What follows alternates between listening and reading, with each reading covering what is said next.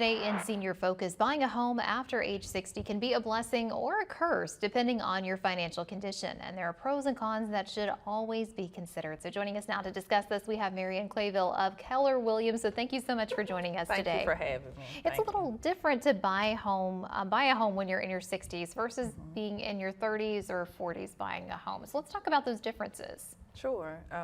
Well, first off, of course, anytime is a good time to purchase a home, and even if you're 25 or 75, you could purchase a home.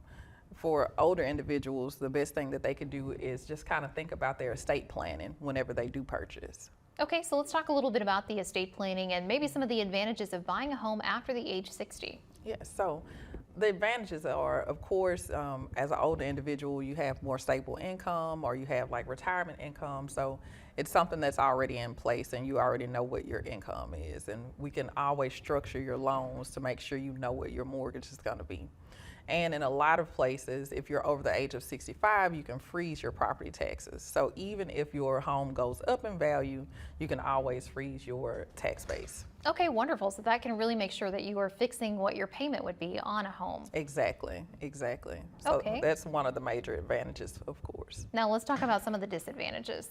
Yeah, some of the disadvantages we hear, especially when you're purchasing a home when you're older, is of course you might have a 30-year mortgage and you're purchasing when you're 65 or 70 and you don't plan on being in the home for 30 years. However, that's still not a bad thing because you could do your estate planning. That's a way to build generational wealth. It's something you could leave to your kids as long as you structure it properly. So I would always say talk to a professional, your estate planning professional or real estate professional. I was going to say, how do you go about the estate planning process? Is this something that you need to have a discussion with your realtor before you buy the home, or do you have a separate person for that? I think you should discuss it before, during, and after. Always talk to your real estate professional. Always talk to your estate attorney.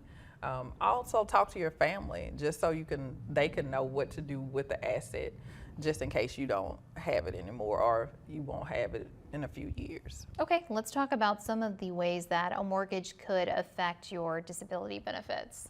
Well, it depends on the benefits. So let's say if you have SSI, which is your supplemental security, that could reduce your benefits depending on how it's structured. So I would definitely speak to someone in that office or, like I said, an attorney who specializes in that.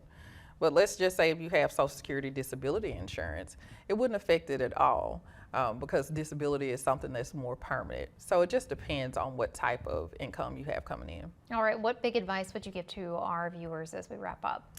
The big advice I would give to our viewers, no matter what your age is, make sure you talk to a professional, someone who is well versed in things like this, and also talk to your attorney because estate planning at any age is important, but especially as you get older. So having that conversation and having that knowledge before you go into it and you say, okay, I've got X amount of dollars, I'm ready to buy this home. Know what you're getting into before you're already into it. Exactly, and no question is a stupid question. Don't ever feel ashamed because it is very important, especially when it comes to your estate. All right, well, Marianne, thank you so much for joining us. Thank you.